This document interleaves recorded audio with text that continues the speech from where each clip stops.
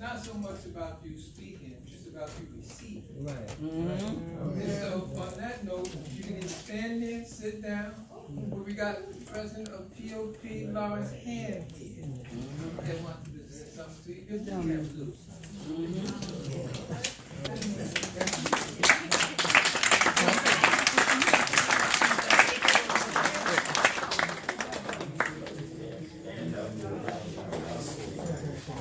You can sit down. You're in the right to sit down, sir. Barigani. Jama Baragani. You know, we went over this Thursday, didn't we? Yes. We went over this Thursday? Yes. What's the principle for today? Ujamaa. Ujamaa. Ujamaa Baragani. Kwanzaa, when we give you the traditional Swahili greeting of a Barigani, what's your response? Ujamaa Baragani. Ujamaa what? Baragani. A Barigani. Yes. Right. Have a seat, brother. Have a seat. You know I'm long-winded, but and power to the people. Power to the people.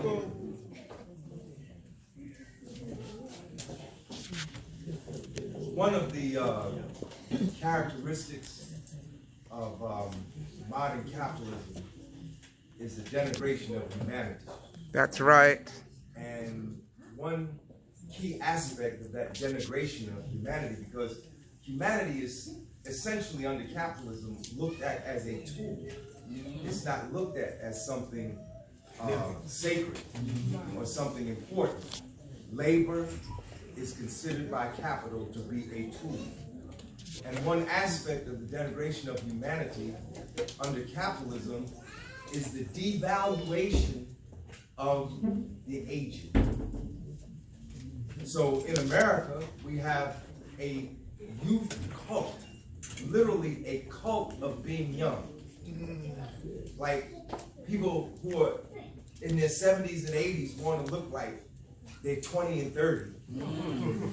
Now that's not to say that we shouldn't strive to be healthy and that we shouldn't exercise and preserve our bodies. But you have to understand, it's the commodification of the youth idea. To commodify youth so that they can, in fact, sell that to you in various forms. In traditional African society, as Brother Kai, I guess you spoke to earlier, our elders are valued. They have a valued place in society. We value them because they are the keepers of our what? Collective memory, of our collective history. Usually when you even see a griot is someone who is an elder, right? And he's telling the story of generations that came, and he brings it right up to today. So it is important, I think, if we're trying to build more holistic society and humanistic society, we must value our elders. That's right. And it troubles me sometimes because in my, just like you know, our day-to-day travels, we go to work, we go to the supermarket, we come home, you know, you don't really see any respect for the elders. People knock the elders out the way, push by them, don't say excuse me, don't show honor. Right? This is essential. I mean, we should honor each other, but we should especially honor our ancestors, our elders, and our ancestors. So we're here today to honor one of the great elders among us, Brother Aminifu.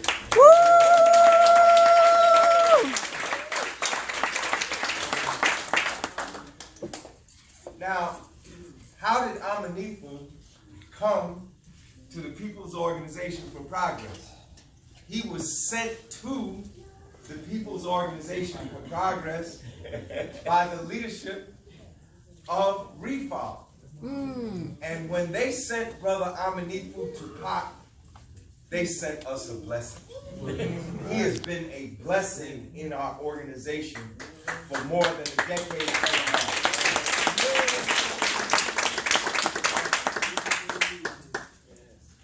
Aminifu is important to us because of his wise counsel. And I don't say that jokingly. What do I mean by wise counsel? Do I mean because he just talked? No, because when he sees us going in a particular direction, if it's a positive direction, he'll encourage it. And if it's a negative direction, he'll critique it and talk to us about it. He gives us wise counsel. I mean, just as you have in Refal, we have in Pop. Every other week we have a situation that's thorny and contentious, and we need wise counsel to help us get out of it. You know how when the family be arguing, right? You need wise counsel to get out of that situation. And this is why it's such a blessing that Refal sent Brother Aminifu to us. I want Refal to know how much the People's Organization for Progress values Refal. I want you to know everywhere I go. Listen, I was just in Jackson, Mississippi with community organizers from 13 states in the South. And what was one of the organizations I talked about? Refal. What was another organization I talked about? The Newark Anti-Violence Coalition. And I talked about other organizations because, see, if you really trying to build a movement, if you just talk about your organization, you don't have a movement. A movement is made up of all of our organizations. It's made up of all of our. So by sending Brother Aminifu to us, you gave us wise counsel. And you also gave us a good member. A member who other members should emulate. The People's Organization for Progress, we meet every week, every Thursday at the Abyssinian Baptist Church. Now consider this. If we meet every week, how many weeks in a year? 52. How many meetings is that over a 10-year period? 520. A whole lot, right? Aminifu never misses a meeting. Never misses a meeting. And he's always there early. The only time he missed a meeting was when he had his stroke. He's a member who pays his dues every year. And more than that, at our regular meetings, which I assume you do the same, we take up a collection at our regular meeting. He always makes a contribution. Every week, pays his dues, supports the organization economically, is there. On time. He doesn't have a car, right? He's at meeting before everybody else with the car. Yep. Am I making this up? Nope. He's always one of the first one to there. He's one of the first people in the room. And he's traveling by bus. You know, he's a model member. And it's not just giving the money, and it's not just attending the membership meetings. When we go out to confront the forces of racism and reaction, he's there. When we're out there demonstrating against police brutality, when we're out there fighting against home foreclosures, when we're out there demonstrating for reparations, this brother is almost 80 years old. He's there. Yep.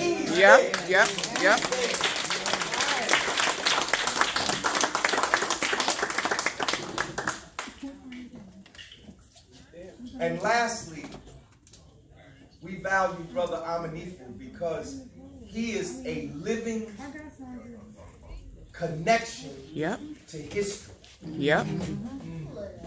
Now consider this. This is a man who grew up under apartheid. Because that's what it was in the South. Don't call it apartheid over there and not call it apartheid over here. It's apartheid. When you call it Jim Crow, call it Jim Crow over there. It's the same thing.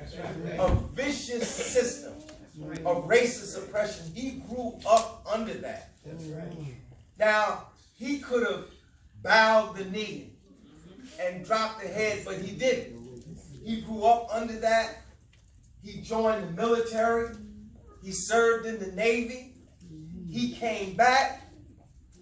And before he moved north, he actually met and worked with Dr. King and many of those people that we read about in the Civil Rights Movement. Did you meet Dr. Martin Luther King? Yep, Brother Malcolm.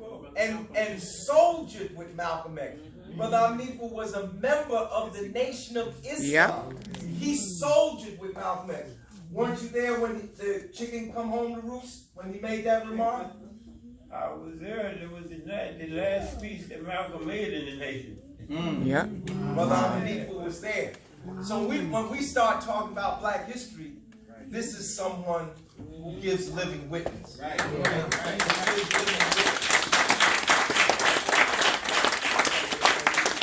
Then he joined the US organization. The brother said Black Panther. No, he knew Black Panthers, but he was in the US organization, which the founder of which was Maulana Karanga, and it's the US organization, Dr. Karanga, that gave us the Kwanzaa holiday. So he was with us for several years and then had to leave suddenly, and then came east and joined the Committee for a Unified North under Brother Amiri Baraka. You know, I celebrated my first Kwanzaa 48 years ago.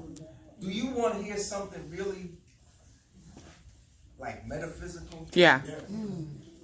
The room that I celebrated my first Kwanzaa in looked almost just like this room. And that's the truth. Doesn't it? Yes. That where we celebrated Kwanzaa was in the Hikalu Imwalimu, the Temple of the Teacher, 13 Belmont Avenue. They had an auditorium on the second floor, and it looked just like this, with the same African images and everything. And I bet you Brother Aminifu had a hand in that, didn't he? He had a hand in that. Give him a hand. Give him a hand. Give him a hand. So he knew many of these people. It's been rumored, I don't know how true it is, that he went out with Harriet Tubman.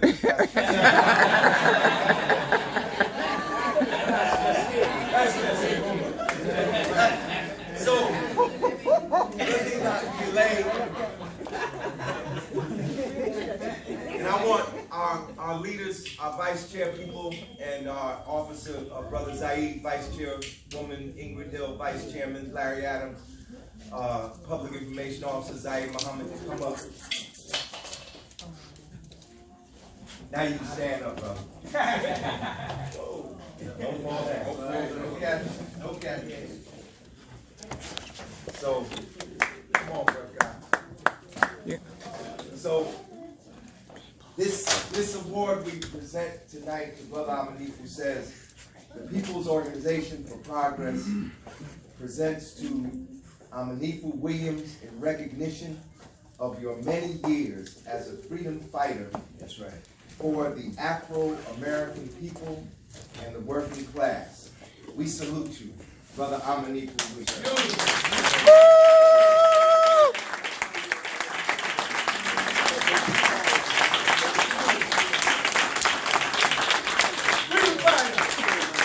Freedom fighter! Freedom fighter! Freedom fighter! Freedom fighter!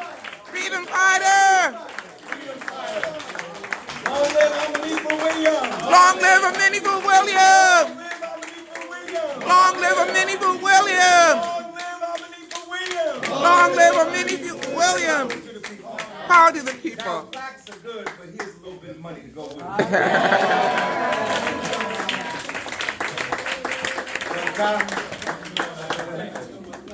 Love you too, bro. All right, now we have another person who wants to do something. Sister Lakeisha, come on up here. Good evening, everyone. Habaragani. I am the chairman of Yes, she is. and I'm a social worker, licensed clinical social worker. I do services throughout the city for domestic violence, sexual assault, and community violence. And so I wanted to present Aminifu with a picture that he and I have that we had taken a couple years ago. And I actually had on the same outfit. I think we might both have on the same outfit. And every time I see Baba Aminifu in the community, he's always respectful. He's always excited to see me. He's always giving me a word. And I thought that it wasn't robbery to present you today with this picture of you and I, so you can have a memory of us in the community, but us at every Kwanzaa here at Refal. Thank you for your service and your work.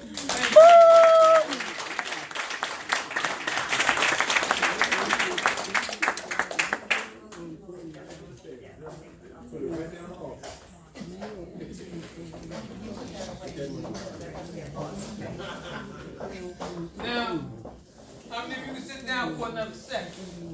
Because now it's Refal turn to do a little something. I had this cake baked in honor of Brother Aminifu.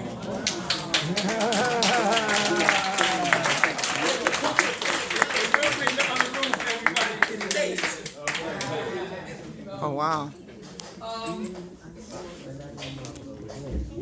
I started Refal on January 2nd. It was incorporated on the 1st, 1991. I spent the summer with another brother who passed. I was a member that helped me go through all the incorporation, like writing up the incorporate things. But I incorporated myself, went down to Trenton and did everything myself. And that's how we got the Refal. But Elder Aminifu was one of my first members. And when we first got together, it was really something because we needed to get money. And let me just play this quick. This little quote that his brother Saeed sent from Georgia. Elder Brother Aminifu. He's committed to his African culture and to his African people all over the world, especially in the United States of America. He will never be forgotten in Refal history. Thank you, Brother Shaheed from Georgia.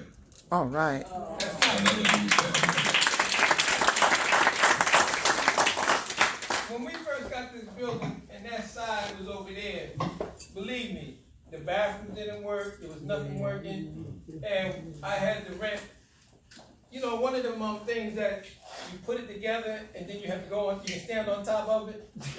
I rented a scaffold. I rented that scaffold so long they gave it to me. Because I paid for it anyway. But Elder Aminifu would get up there and actually get up there with the sheetrock. He'd be right up there with everybody else doing everything. He would actually take the ladder and go on the roof. Wow. And everything, and do everything that everybody else was doing, you know, wouldn't ask for no shorts, no nothing like that. And I was like, wow. You know, it was just amazing to see him just do it without complaining. And when it was time to give money, Aminifu freely gave his money. You know, we used to sit down and actually put together thousands of dollars to get certain things done. And that was just between certain members who had it, and they gave what they could. And that's how we were able to get this building. And so, Aminifu, the pictures that you see, not in a couple of the masks, Aminifu donated these pictures. The ones you see from the museum, I got from the museum, and the big statues that I got. Aminifu donated. He got a whole room, and this house looked like a little museum. Yeah. And he brought this out from his house today with Malcolm, the Kwanzaa, and things like that. And the door of no return. Has anybody here been to the door of no return? I've been there. And when you go to the door of no return in Ghana, it reminds me of a sister called me this morning or late last night. I was up so late, you know, so I didn't even tell everybody I need some more yoga exercise. But the sister called me and said they had a Kwanzaa over in Brooklyn. And she didn't really like it too much because they had a couple of Europeans in there and they changed the whole flavor of Kwanzaa. The person was afraid really to speak. I told her, you need to come over here. That's right. Because I'm going to take this like it is no matter who it is. That's right. And stuff like that. So I invited her, but she wanted to be a vendor. I said, well, we won't have room for vendors. You know, stuff like that. But you're welcome to come. You know, we ain't charging nothing, right? And so what happened, the reason I'm saying that, when I went to the door of no return, the young brother was speaking, and we had some Europeans in there too. He watered down the whole thing. Please. I was like, whoa. I pulled him aside and pulled the other brothers and sisters aside, right there in Ghana, inside the fort. And I said, hold it. You need to tell our people the truth and start worrying about how white people feel. Exactly. Exactly. I gave a whole mini lecture to all the brothers and sisters right there about what really happened over there. Okay. You know, to let them know. And I told the brothers, it's a shame for you to do that, worry about the white people money. and not telling the truth about how these so-called Catholic people on the top, and when you go down there underneath, ain't nothing but stuff that they buried up on us and everything like that there, and you make them comfortable. You know, that burnt me up. And it should burn everybody up. We have to stand on principle, integrity, and on strength. Exactly.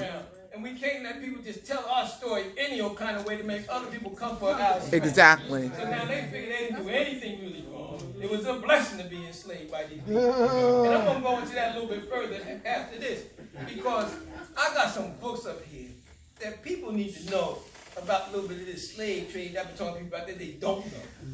But on that note, I'm like Aminifu, he would be one person that would even stand up with Dr. Bennett. When Dr. Bennett said something he didn't like about the nation, Aminifu would go right to the mic. Hardly anybody would ever challenge Dr. Bennett on anything. But if he didn't agree, he talked about the nation, he had something to say about it. But I'm not going to take a lot of time. But, Sister Catherine, can you come up here for a second? She was our vice president for years and years, maybe decades ago. And what happened was, when Larry said that he went over there to Pop, it was Sister Catherine as our vice president who said, Aminifu, you go over there to Pop. See what's going on over here. She said to Pop. We didn't know that he kept going to Pop, then he came back and said, I'm a member of Pop now. He said, I like what they doing. They marching and this and that. So he brought us a lot of information on what they were doing right back to us. And so that was a beautiful thing. I will say this, the only thing that happened was Larry, as an ambassador, he was supposed to go around everybody else too. All right, can I? He did his work. Right. And it was a blessing, and it was a blessing for her to actually say, you need to go over there and see what they do. And that's right, to be our ambassador, that brought us closer to them. And you know, we never even know. But we had a couple of things made up a little different. This here, you want to tell people? This here is a star. But he's a star. He's a star. He's a star. Yeah. He gets And a star. it says on here, Ambassador Elder Aminifu with appreciation for his devoted service from 1991 to the Refal organization. Yeah.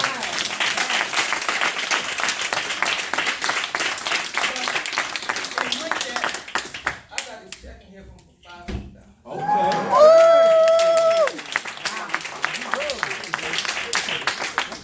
So, in fact, we wanted it so much, I was trying to figure out how to put it.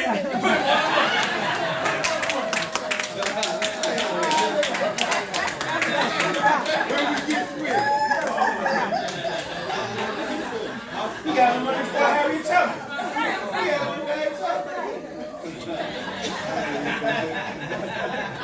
Is that all right, everybody? Yeah. Oh yeah.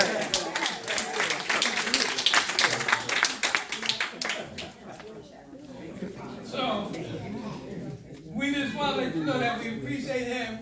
And I think that this is something that we should do for every brother and sister that's in the movement, for our people as they get older. Let them know that we remember you, we thank you, and we try to help you out where we can. Can I just add a little? I also just want to say the work Brother Aminifu has done as an ambassador in New York, working with Cuba, the International Action Center, WBAI, like Brother Zaid was saying, he is so respected. And he has made a lot of connections internationally as well. I used to see him in New York more than I saw him in New Jersey, so. So can we stand up and give him another round?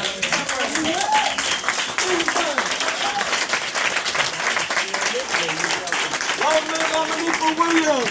Long live Aminifu Williams! Long live Aminifu Williams!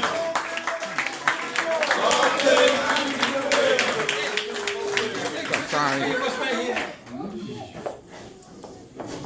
Oh, right here. Look this way. And somehow make sure we get the picture too. 3, 2, 1. One more. 3, 2, 1. Yes. Thank you so much, everybody. Thank you.